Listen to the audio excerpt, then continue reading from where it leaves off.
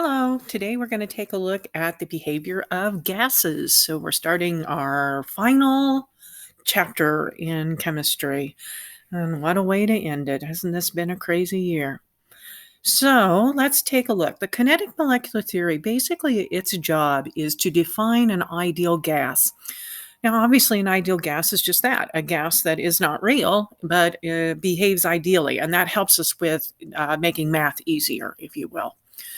So it starts off by giving you a postulate that a gas is composed of tiny particles called atoms or molecules. So that's your operational definition of what a gas is made of. Now, how do they move? They move in constant random motion. They travel in straight paths and move independently of one another. And I will also add, they have a high kinetic energy. And so they are moving at a pretty good pace. All collisions between gas molecules are perfectly elastic. Now, one of the things that we measure with gases, because those gases are hitting those walls quite often, they exert a pressure on those walls. And so one of the things that we're going to measure about a gas is a pressure. And we're going to say that pressure is the measurement of force per unit area. And so here, I love this example of the ballerina dancer. Here you see the exact same force, her weight of 500 newtons, pushing down on the ground. And her point of contact when she has her feet flat is 325 square centimeters. So you can see she has very little pressure on her feet of 1.5 newtons per square centimeter. Now, when she goes up on her tippy toes, why this makes it so hard, you can see that now she is at 38.5 newtons. That is unbelievable. Then she tucks a leg up behind her, which essentially halves the area of contact, and it doubles the pressure. And so this is why this is so hard to do. And this is also true about women wearing high heels. This is why high heels are so hard on your feet, is because it makes you exert a tremendous amount of pressure in one small area. Here are some gauges you may or may not have seen before. Probably the one on the far left and the far right, you've probably seen those before, but the two in the middle are more used in labs and probably not. We're going to look at some pressure units next. So let's take a look. The SI unit of pressure is a Pascal, but it's such a small unit, we actually jack that up to kilopascals. Here's your definition of standard pressure. It's the pressure required to support 760 millimeters of mercury. That's about 3/4 of a meter stick. And you will definitely want to write down all this information. That standard pressure is equal to these values. 1 atmosphere, 760 millimeters of mercury at 101 kilopascals and 760 torr. That's going to be very important for us to know to do our problems today. Did you know your blood pressure was measured in millimeters of mercury? What you do to take somebody's blood pressure is they put a cuff around you and actually cut off the flow of your blood to your arm, and then they loosen that cuff back up, and then they listen for the first time they hear your heartbeat. The first time they hear your heartbeat becomes the systolic reading. And then you have, they keep listening until they don't hear a sound anymore. And that becomes your diastolic reading, the very last time they heard a sound.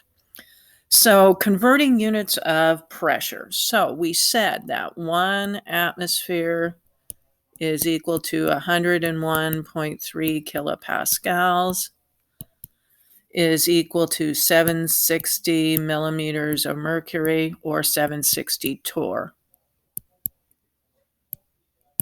Okay, so this is where we're going to use that.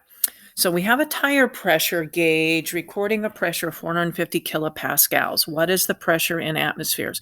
So I'm going to set this up in factor label style like we did the gram mole and gram problems that we did last unit. And so this is, I started to write the word mole because I'm so used to it. So we have 450 kPa. And so I want kilopascals down here, and this will only write on the paper, kilopascals, and it's 101.3. And I want to go to atmospheres next, so I'm going to put 1 atmosphere up here. Now the 450 only has 2 SIGs in it.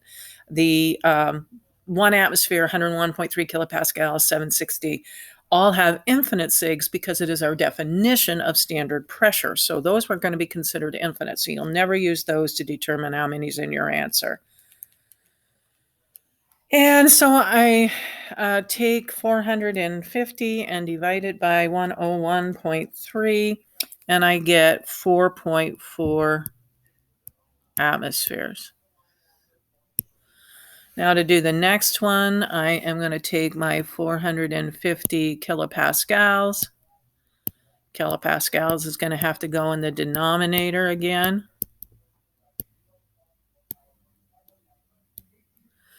And this time I want it in millimeters of mercury, so this is going to be 760. And again, that has infinite SIGs, but my 450 only has 2. So 450 times 760 divided by 101.3, that gives me 3,376, which I'm going to round up to 3,400 millimeters of mercury.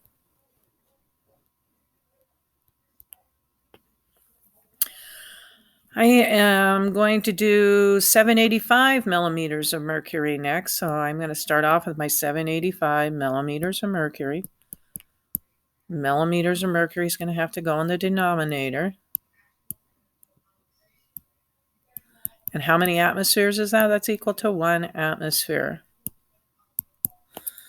So I have 785 divided by 760. Remember that 760 has infinite SIGs. The 785 has 3. So I'm going to get 1.03 atmospheres. My last one, I'm going to start with 2.50 atmospheres. 1 atmosphere is 101.3 kilopascals. So 2.50 has 3 SIGs in it. So I'm going to take 2.50 times 101.3, and that's going to give me 253 kilopascals. If you want to go to the actual PowerPoint, there is another tutorial if you want to see even more of those being done for you. So let's take a look. The next thing we're going to learn to measure is temperature. Temperature is shown here. This is a sample of gas, and the speeds are all going to vary.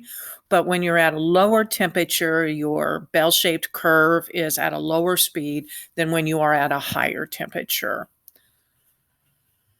Temperature is basically the measurement of the average kinetic energy. And so if the freezing point of water, which is 0 degrees Kelvin, or 0 degrees Celsius, is equal to 273 Kelvin, and the boiling point of water, which is 100 degrees Celsius, is 373. Can you figure out the formula for changing? Absolute zero is defined for you here. Also, it's the temperature at which the motions of particles theoretically ceases. It has never been achieved. Friction is always what you have to overcome with that. Here's the 3 temperature scales being compared. And we're going to skip the Fahrenheit, Celsius temperature changes, so I'm not going to get into all of these 2 slides. We're just going to work on the basics. We're running out of time, and so let's just work on the slim picking basics.